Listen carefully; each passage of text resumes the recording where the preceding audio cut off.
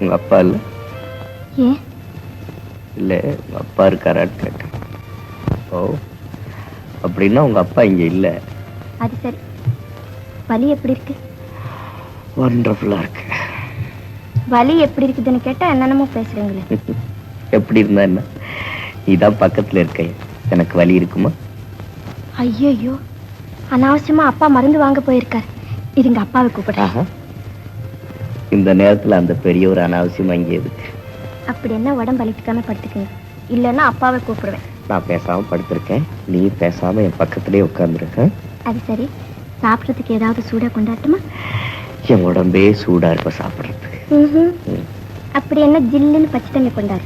கொண்டாந்து அதை என் தலையில கொஞ்சம் ஊத்து. மனோரமா என் அண்ணனின் காதலி.